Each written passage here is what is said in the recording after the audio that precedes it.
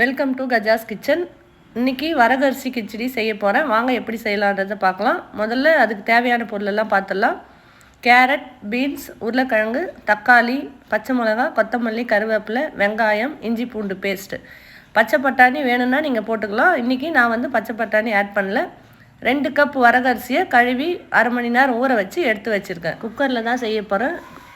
நெய் 2 ஸ்பூன், எண்ணெய் 2 ஸ்பூன் போட்டு எண்ணெய், கடுகு, உளுத்தம் பருப்பு, நம்ம எடுத்து வச்சுருக்கிற பொருள் ஒன்று ஒன்றா போட்டு நம்ம தாளிச்சிக்கலாம். வெங்காயம், கொத்தமல்லி, கருவேப்பிலை, தக்காளி. வெங்காயம், தக்காளி கொஞ்சம் வதங்கட்டும். அப்புறம் இஞ்சி பூண்டு பேஸ்ட்டு போட்டுக்கலாம். இஞ்சி பூண்டு பேஸ்ட்டு பச்சை வாசனை போன உடனே நம்ம எடுத்து வச்சுருக்கிற காய்கறியெல்லாம் ஒவ்வொன்றா ஆட் பண்ணிக்கலாம். 2 நிமிஷம் காய்கறிகளை நல்லா வதக்கி விட்டுக்கலாம். இப்போது 2 டம்ளர் வரகரிசிக்கு 6 டம்ளர் தண்ணி ஊற்றி நல்லா கலக்கி விட்டுட்டு மஞ்சத்தூள், கரம் மசாலா, உப்பு போட்டு கொதிக்க விடலாம். தண்ணி கொதிக்கட்டும். தண்ணி கொதித்த உடனே நம்ம ஊற வச்சு எடுத்து வச்சுருக்கிற வரகரிசியை குக்கரில் போட்டுடலாம். போட்டுட்டு நல்லா கலக்கி விட்டுக்கலாம். வரகரிசியில் நிறைய ஹெல்த் பெனிஃபிட்ஸ் இருக்குங்க. இரும்பு சத்து அதிகமாக இருக்குது. ஹார்ட்டுக்கு ரொம்ப நல்லது. குக்கரை மூடி 2 விசில் வச்சுக்கலாம். இது பிரேக்ஃபாஸ்ட்டுக்கும் நம்ம செய்யலாம், இல்லை நைட் டின்னருக்கும் செஞ்சு சாப்பிட்லாம்.